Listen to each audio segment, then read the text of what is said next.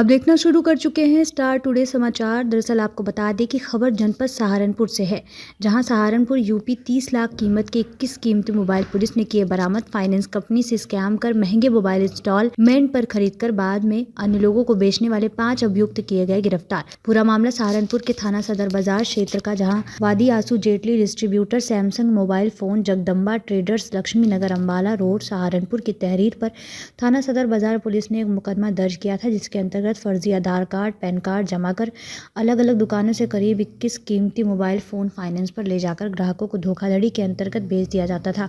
Police ने करीब 5 अभियुक्तों अंकित, जॉनी, आवेश, उमेर व अंकित को गिरफ्तार किया है, जिनके पास मोबाइल फाइनेंस कंपनी से स्कैम कर करीब 21 खरीद व बेचे गए मोबाइल पुलिस ने बरामद किए हैं, जिनकी कीमत लगभग 30 लाख रुपए बताई जा रही है। यह लोग आधार कार्ड, पैन कार्ड पर किसी अन्य व्यक्ति का फोटो लगाकर उसके द्वारा फाइनेंस कंपनी से मोबाइल खरीदने के बाद इन महंगे मोबाइल को अन्य लोगों को बेच दिया करते थे। इनके अन्य साथी अभी फरार हैं। पुलिस जल्दी गिरफ्तारी का प्रयास कर उन्हें भी पकड़ने की फिराक में है। संबंधित मामले में सहारनपुर एसपी सिटी अभिमन्यु मांगलिक ने प्रेस वार्ता कर दी पूरे मामले की जानकारी। कैमरामैन शाहनवाज मंसूरी के साथ उत्तर प्रदेश हेड इंचार्ज आमिर हुसैन की रिपोर्ट। मोबाइल के शॉप ओनर्स आए थे हमारे पास। उन्होंने एक हमें पूरा जो स्कैम हो रहा है उसके बारे में उन्होंने सूचना दी थी। स्कैम इस प्रकार हो रहा था कि जो सैमसंग मोबाइल हैं तो वो लोन में अवेलेबल थे। एक DMI कंपनी है जो कि इन फ़ोन्स पे फाइनेंस करके कम डाउन पेमेंट पे EMI के बेसिस पे फ़ोन दे रही थी ओनर्स को। तो उन्होंने स्कैम के बारे में बताया कि कोई ग्रुप है जो फर्जी आधार कार्ड और पैन कार्ड देकर ये फाइनेंस करा रहा है। गलत नाम होता था सही, लेकिन पता जो होता था और फ़ोटो होती थी गलत होती थी। इस तरह से फाइनेंस करा रहा है। और वो जिन ID कार्ड्स को यूज़ कर रखा है उनका एक कैरेक्टरिस्टिक ये है कि उनकी सिबिल स्कोर बहुत अच्छा है, जिस वजह से उनका डाउन पेमेंट जो है मोबाइल का वो बहुत कम आता है और EMI आती है।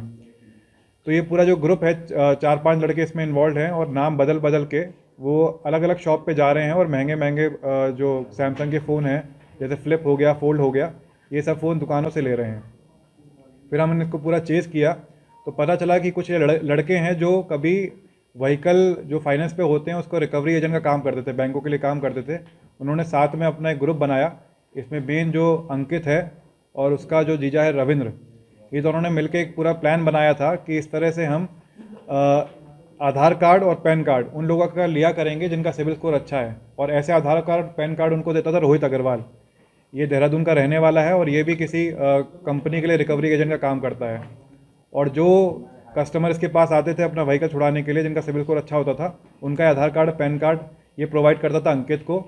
अंकित एक फ़ोटोग्राफ़र जिसका नाम वो भी देहरादून का रहने वाला है, जिसका नाम भी अंकित है, उसके द्वारा वो उसमें फ़ोटोशॉप करवाता था, अपने लैपटॉप कंप्यूटर से फ़ोटोशॉप करवाता था, ID में टेम्परिंग करवाता था।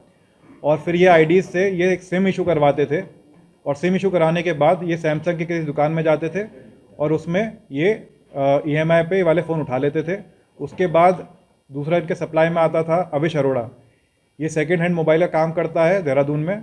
इसको ये मोबाइल प्रोवाइड कर दिया करते थे। ये करीब 30-30.5 हज़ार रुपये में इनकी डील तय हुआ करती थी। और जो अविश अरोड़ा है वो उमेर जो यहाँ पे रहने वाला लोहानी सराय का, अपना जिला सहारनपुर का, उसको ये 50 हज़ार रुपये में बेच दिया करता था। जो उमेर है वो आगे इसको लाख, 1.25 लाख के अराउंड पे ये सारे के सारे मोबाइल सेल आउट कर रहा था।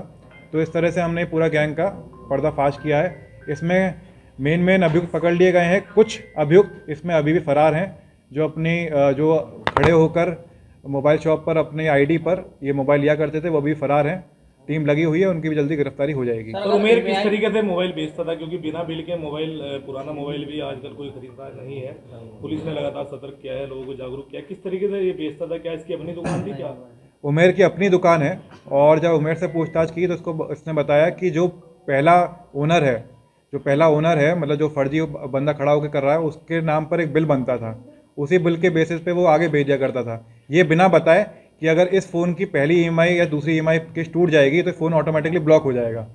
वो सामने वालों को भेज देता था, सोचता था कि उनको पता नहीं चलेगा और इसी में वो फ़ायदा उठा रहा था। सर, उमेर से कैसे मुलाकात हुई? देहरादून के निवासी है, जो कोई सहारनपुर का है। अविश पहले सहारनपुर का ही रहने वाला है ओरिजिनली, जो सेकंड हैंड मोबाइल की दुकान चला रहा है देहरादून में।